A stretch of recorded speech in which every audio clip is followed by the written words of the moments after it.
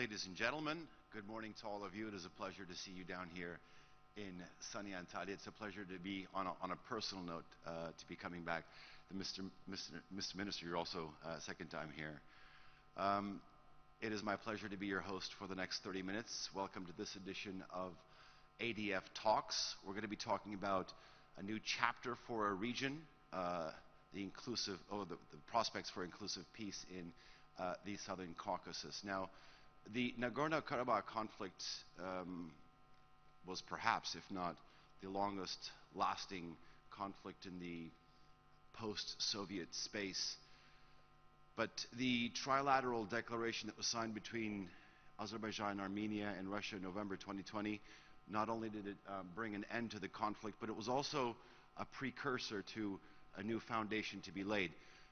Without a doubt, it is no secret that some contentious issues still do remain, but we're going to take a slightly different angle to this talk with our esteemed guest in just a moment. We're going to be talking about, like I said, the prospects for inclusive peace.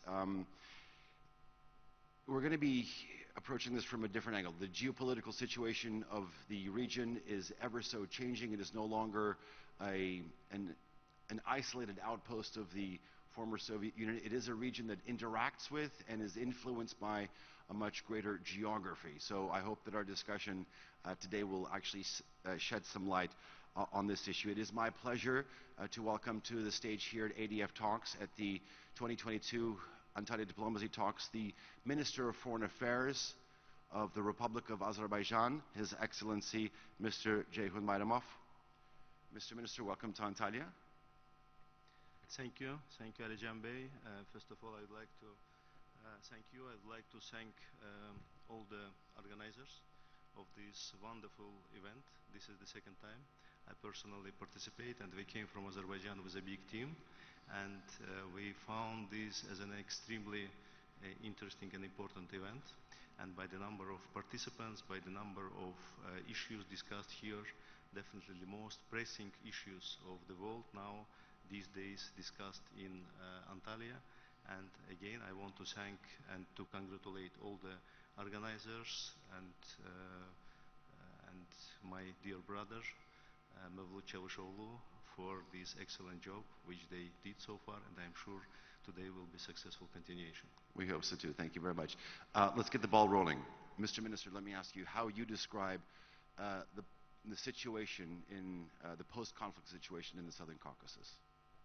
Thank you for your question, and you already described and saying that it was one of the longest and conflict when we talk about from Azerbaijani perspective. Of course, from the very early days of our independence, it was the most challenging and important issue for our country. When you have from the very first day of your independence the aggression of the neighboring country, as a result of which you have 20% of your territory occupied, when you have by the number of IDPs and refugees for a certain period of time, when you are number one in the world per capita, I mean. So this is huge challenge for any country, specifically for the young country. Irrespective of the fact that there were 4 UN Security Council resolutions, unfortunately, almost 30 years of talk didn't bring any positive outcome.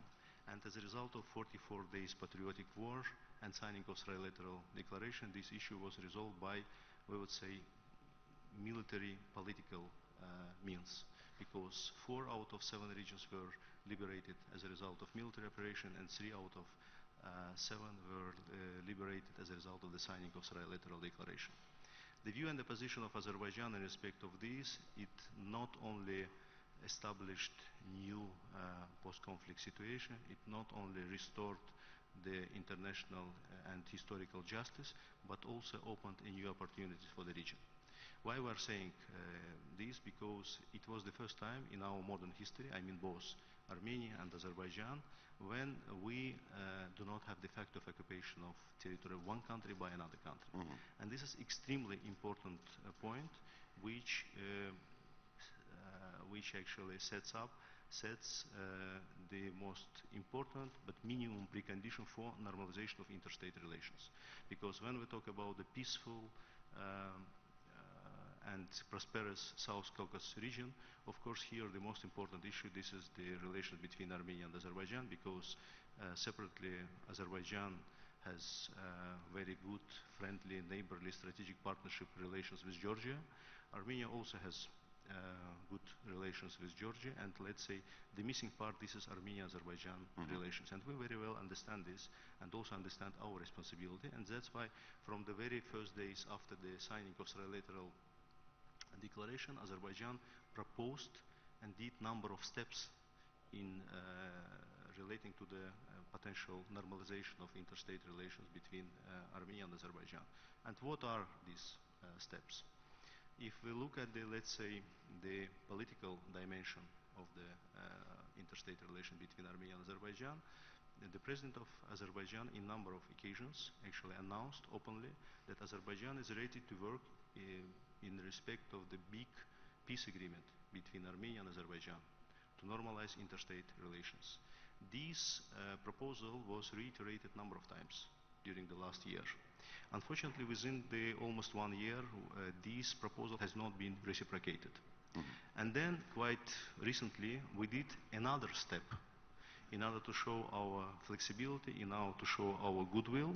And this second step was that we decided, okay, if Armenia is not ready to talk seriously about the big peace agreement, because maybe they consider it as a complicated document, as a, I don't know, big document, they do not consider themselves ready to discuss this, we decided to simplify it, the task, and we, through the mediators, we proposed them a basic principles, basic framework for the normalization of interstate relations between Armenia and Azerbaijan. We talk about the interstate relations.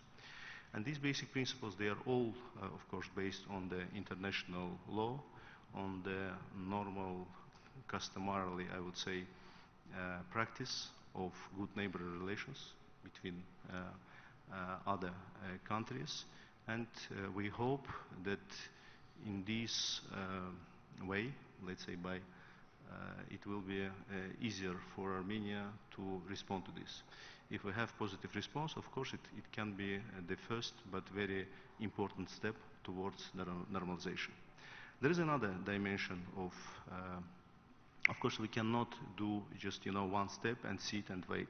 And that's why we actually made proposal in different, let's say, dimensions of the normalization.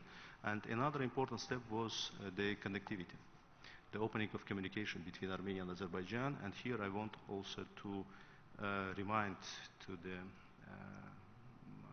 audience is that it was the proposal of Azerbaijan in first place to include this provision into trilateral statements about the necessity of opening communication between Armenia and Azerbaijan, and separately there was special clause about the unimpeded access from the western regions of Azerbaijan to Nakhchivan Autonomous Republic of Azerbaijan.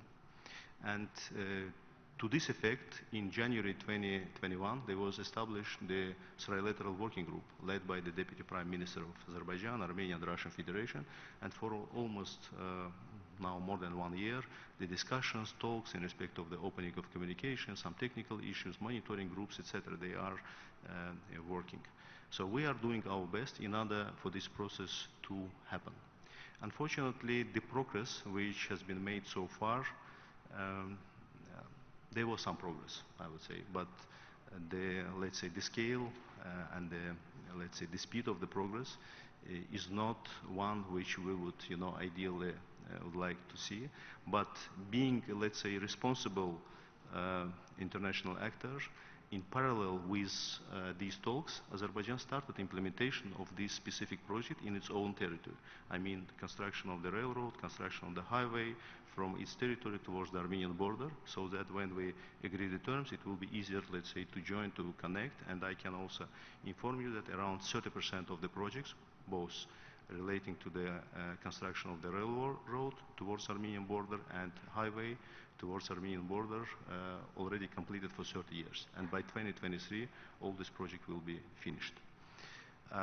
What we see recently is the attempt from Armenian side to pick up from this package, let's say, negotiations, some of the aspects which is more interesting for Armenia, and to put aside the other part, which we do not consider, let's say, correct approach. And then another piece of information in respect of this is also something which is very fresh, because happened yesterday. That's why I believe that it will be interesting for our guests to hear. Yesterday, if you realized, there was an intergovernmental commission between Azerbaijan and Iran, and then the heads of the commission yesterday signed the memorandum in respect of the construction of bridges. One in Zengilan region of Azerbaijan, another one in Ordubat region of Azerbaijan, and actually this is alternative to move forward without, let's say, any delay. So actually this option will allow us also to bypass by 50 kilometers some part of the territory of Armenia, and it will be another alternative. There is important aspect of the normalization. This is, of course, security. And to make the security situation in the region more stable, more predictable, of course, there is a necessity to set up, to determine the state borders. And the process of delimitation is extremely important. From this perspective, it was another dimension of our negotiation for the last year, when Azerbaijan, in a number of occasions, offered to create bilateral working group between Armenia and Azerbaijan, and to start the process of delimitation without any preconditions. Unfortunately, here we also see delay, because Armenia is trying to put some preconditions which we do not consider appropriate.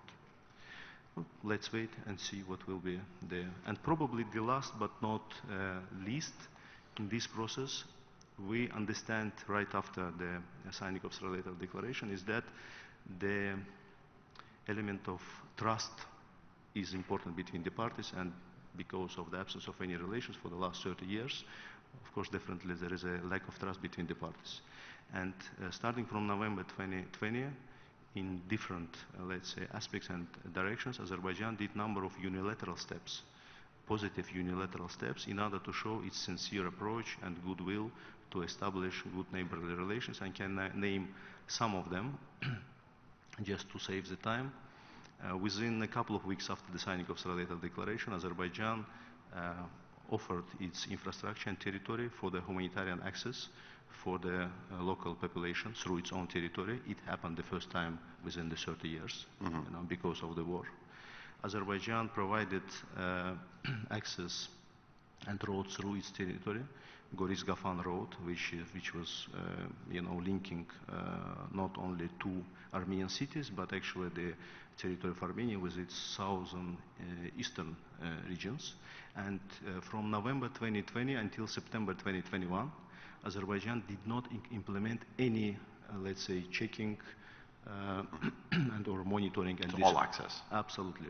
Full unimpeded access, keeping in mind that Armenia will also reciprocate, and we will see the similar approach during the negotiation in respect of the opening of communications. Unfortunately, we didn't, saw this. Last winter, just for an example, Azerbaijan provided its gas pipeline system in order to transit gas from the territory of Russia to Armenia, because there was some difficulties on the territory of Georgia.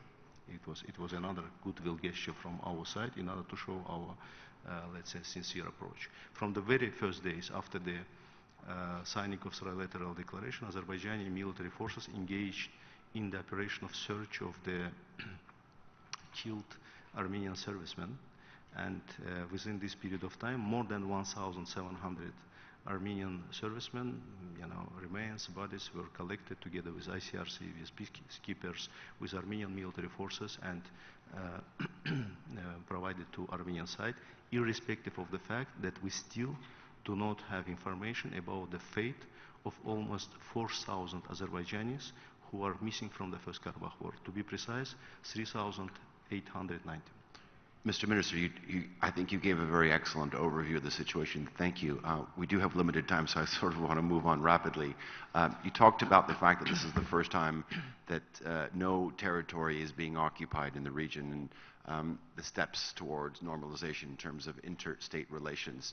Do you feel that it is perhaps too early to talk about peace building with Armenia? Actually, when we talk about the peace building,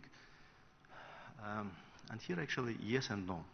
If we talk about the results, and if the question is that whether we are happy with the results which we have so far, obviously not. If we are talking about the process, and if the question is that whether is there any difference between what we have now in comparison with what we have, let's say, before the war or in November 2020, definitely there is a difference. And now we knew that there are already established different formats of negotiations, you know, as I already mentioned about this trilateral working group led by Deputy Prime Minister in respect of the communication issues. There is a, let's say, the most important, last year several times the leaders met together with some mediators, and also had direct talks to each other on several occasions. Of course, this is positive. On the level of foreign ministers, we had several meetings and discussions last year. We knew that there are several regional, let's say, formats. When 3+3 format, the first meeting already took place, the second is planning to be soon conducted. There is a representative of, I don't know, civil society, media, some people, diplomats, politicians who talk to each other. So this is, of course, part of the process. Probably it takes longer than maybe expected, or at least maybe longer than we would ideally would like, but actually there is a process. As the country's top diplomat, I'm going to put you on the spot there for a second. They say that optimism, Helen Keller actually said that optimism is faith that leads to achievement. How optimistic are you? So I'm trying to be realistic, not optimistic. Okay. I believe that I believe that the, let's say, pragmatic and practical approach will prevail. And I'm sure that our counterparts from Armenia, they will understand that there is no other, let's say, option rather than to set up, to establish normal interstate relations. And if we responsibly look and think about the future of our region, this is the only way. Because the other option, we already passed through this, and we had this 30 years of history. And what was the result, and what did it bring to the countries of the region? I do not believe that any responsible person would, choose the continuation of same track in the future. So I believe that this is the, maybe, and specifically for Armenian public opinion, for Armenian society, it might be painful after the November 2020 defeat. But over the time, we believe, and that's why we're also trying to help with this. And when I said about the unilateral positive steps taken by Azerbaijan, this is all the kind of messages that Azerbaijan is sincere. And by the way, not only Azerbaijan, and here I also would like to mention the process of normalization between Turkey and Armenia. And this is another important process which became possible only as a result of the new post-conflict situation. And another sense is that Azerbaijan supported the process of normalization between Armenia and Turkey, and it was another, let's say, confirmation from our side, is that we are not interested in frozening of relations between the countries of the region. So we want to set up, to establish the good neighborly relations between all the regional states. And but again, this is something which you cannot do alone, of course, and that's why I'm saying that the reciprocation of these positive steps is important. There's a lot to cover. I mean, we know that the geopolitical situation in the Southern Caucasus is changing. I'm wondering if I could get your thoughts on perhaps the sort of the shifting dynamics, maybe away from the co-chairs of the Minsk group into towards more regional partners like Turkey. You just mentioned Iran in terms of the infrastructure project as well, and Georgia as well. Talk to us a little bit about that, how they're sort of stepping in and it's changing the prospects of the region. You are right in one sense, is that this new situation actually created new opportunities, and these opportunities, they are, I believe, much wider than it used to be before. And we already know, and we already, talk about the different formats. And we mentioned about this trilateral working group with the participation of Azerbaijan, Armenia, Russian Federation. We said about the format 3+3, where in reality the first meeting was 3+2, but the formal was created with the vision of have all South Caucasus countries and also all our big neighbors, and this is also the working format. We already in the region had several successful, trilateral and multilateral format. We have the brilliant, examples and history of cooperation in the format of Azerbaijan, Georgia, and Turkey. Many projects which and the effect of which goes beyond the region. This is energy projects, this is transportation projects, this is joint investments, etc., etc. We have joint format Turkey, Iran, Azerbaijan, which is also very successful, and we implemented a number of projects, together. And the one which I mentioned yesterday is going to be another successful, project in this trilateral format. And there are now new initiatives. When, for instance, we talk about the initiative of President Charles Michel, when EU is playing quite active role. From this perspective, I believe that the variety of options, I believe this is more for the benefit, because as in any process, as in economy, this is not good when you have the monopoly. The same, I believe that when you too much dependent on only one format, and if this format do not succeed, then actually you are in a losing position. From this perspective, the fact that we have now different regional options, different scenarios for the development, there are more chances to, let's say, succeed in some of the formats, and then the positive impact of this will definitely influence the overall situation in our region. Since you mentioned infrastructure projects, and this is a big part of the future, I want to ask you about China. How does that play in? About, sorry, China. China. Yes. China is a, let's say, huge country, huge economy, and of course, I will tell you that so far, up to now, I would not say that China was extremely, let's say, active in the South Caucasus. In comparison, let's say, with, if we compare the, let's say, the activity of China in Central Asian countries, of course it goes... But the Southern Caucasus plays a vital role in terms of connectivity with Central Asia then. Absolutely, absolutely. From this perspective, so we would expect that as a next step, because in Central Asia, China is extremely active, and was for the previous years. And now, naturally, the South Caucasus, this is a good bridge between the Europe, Central Asia, towards to China and other countries from those regions. And naturally, it might be, let's say, the next step. From this perspective, when we talk about the connectivity, which goes more and more important, and when we talk about different, let's say, formats, this is something which is priority. Azerbaijan, personally, for us, for our economy, for our development, this is one of the most serious priority. And we, for the previous decades, invested a lot into our internal infrastructure. And from this perspective, if you look at the World Economic Forum, let's say, rating Azerbaijan in respect of the quality of highways, railroads, airport facilities, etc. So we are considered, you know, the leading positions.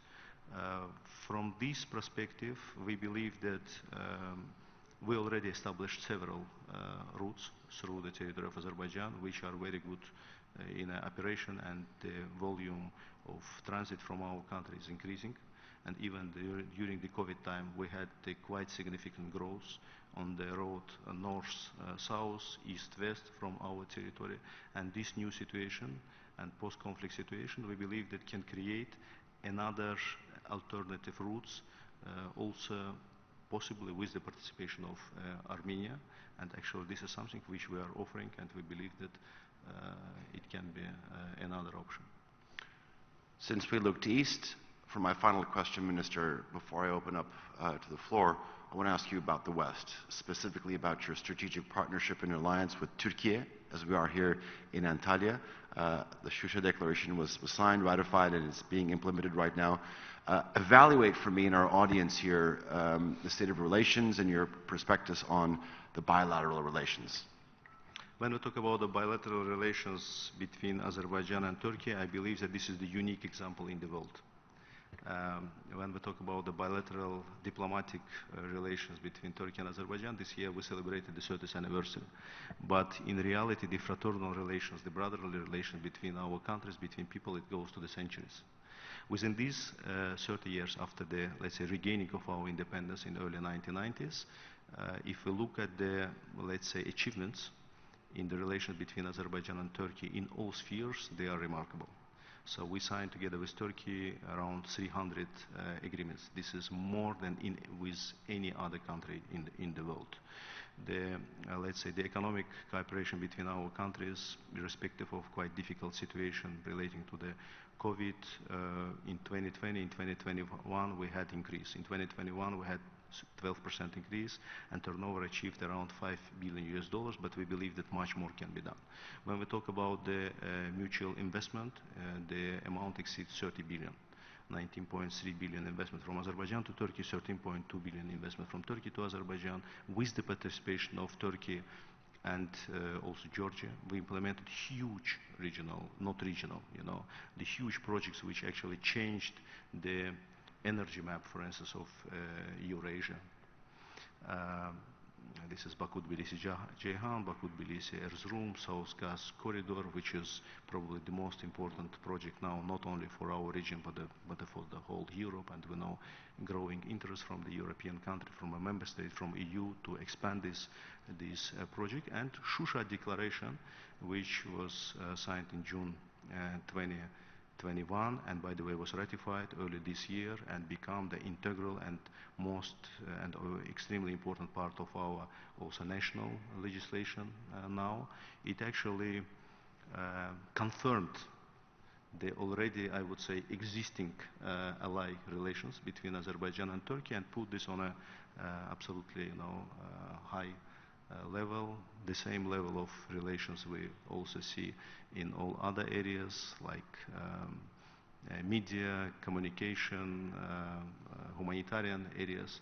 But probably the most important, of course, this is the relations between the people who truly consider themselves as a you know, brothers and sisters. And for us, this is, you know, absolutely natural. When we are in Turkey, we consider them as in a motherland, and I am sure that the same works vice versa. Mr. Minister, thank you very much. We have a couple minutes left. If there's anybody from the audience, we have a couple minutes left. Any questions for the Minister of Foreign Affairs for the Republic of Azerbaijan? If you could please stand up and actually use the microphones provided for you. Thank you. Farid Shafif, Chairman of think tank from Azerbaijan. Thank you very much, Mr. Minister, and I thank for the host for this opportunity. My question about the resolution which was passed by the European Parliament yesterday, one-sided resolution about the cultural heritage in our region.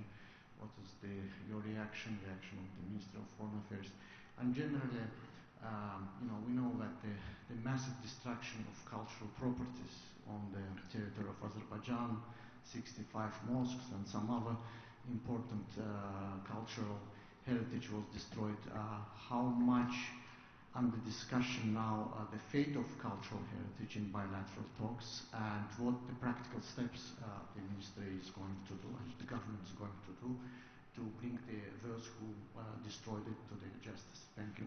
Thank you. I think the preservation of cultural heritage is extremely vital in terms of peace in the region. Thank you for your question, and you are absolutely right. This is one-sided, absolutely baseless in terms of facts and arguments. Yesterday, our parliament issued the statement in respect of this resolution, and all the aspects of this was, responded. And this is absolutely baseless, and another thing is that this is extremely strange and questionable. The fact that within 30 years of occupation, when Azerbaijan applied to all international organizations, Azerbaijan applied to the specialized UN agency, which is UNESCO, in respect of sending monitoring mission to those occupied territory in order to monitor what is happening there. Unfortunately, international community did not do much. Thanks to the UNESCO 2005 report, we all now see and can prove that in 2005 report, UNESCO said that Azerbaijan applied for the monitoring mission in those territories, but it is not possible because of the fact of occupation. And it was, and later from 2005 until 2020, nothing was done. To the very contrary, right after the liberation of those territories, Azerbaijan sincerely engaged with UNESCO in respect of the monitoring mission, and within several months we completed all the technical aspects relating to the monitoring mission of UNESCO to come to visit, and we also agreed that it might be several missions, but we agreed everything in respect of the first mission, and starting from May, June 2021, we were, insisting of UNESCO to come, and I want to say that the only party now who is actually opposing this mission to happen, this is Armenia. And this is a big question mark. What is the reason for this? And if Azerbaijan would, would have another agenda, probably Azerbaijan would not invite the specialized agency to visit and to see what is happening in those territories. And again, the very strange position of the European Parliament, when they are absolutely silent, when everything was erased, and I believe the big community of diplomats, foreign journalists, specialists, parliamentarians, nowadays, they have a chance to go, to visit, to see, when 9 cities and more than 300 settlements were just totally destroyed. Everything which is directly or indirectly belonged to the Azerbaijani cultural, religious, historical heritage was erased from those territories. And we, of course, reject let's say, what was,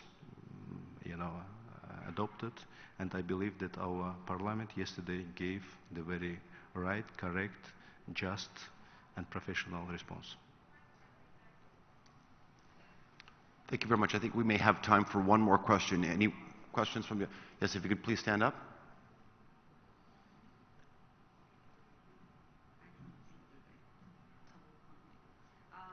TV Azerbaijan, and thank you for taking my question. Is it possible that Turkey, Azerbaijan, Russia, and Armenia will come to the table to negotiate the opening of the Zengezur corridor in the near future? Thank you.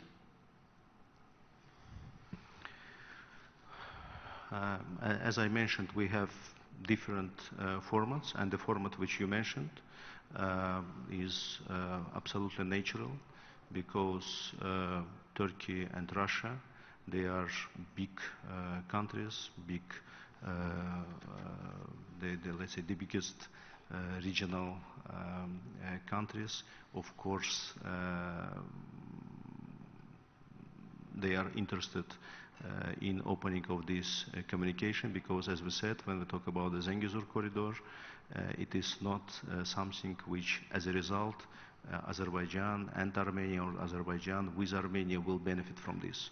Because now, because of the time, I will not provide too many details, but overall, we explained this to the different experts in a number of occasions, that if this corridor, you know, and when this corridor is operational, it will be beneficial for Azerbaijan, for Armenia, for Turkey, for Russian Federation, for Iran, and also for Georgia. And for instance, this part I also would like to explain, because in other cases this is more naturally accepted.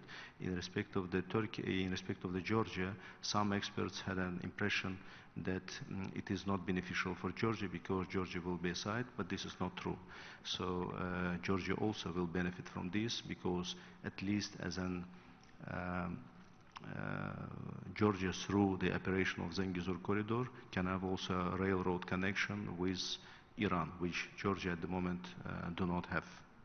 Because we know that when we talk about the Nakhchivan Autonomous Republic, there is a link in Julfa between the railroad system of Iran and Azerbaijan, and the implementation of this project will, so we purely see that all, when we talk about the, let's say, South Caucasus countries and our immediate neighbors, you know, when we talk about the 3 immediate neighbors, that every country will have its own stake and benefit from this. Thank you very much. I think one thing is for sure, not only do you need the participation of everybody in the Southern Caucasus, but also in the wider region. Ladies and gentlemen, please join me in actually thanking our esteemed guest, the Minister of Foreign Affairs for the Republic of Azerbaijan, for this fruitful and delightful talk. Thank you very much. Enjoy the rest of the forum.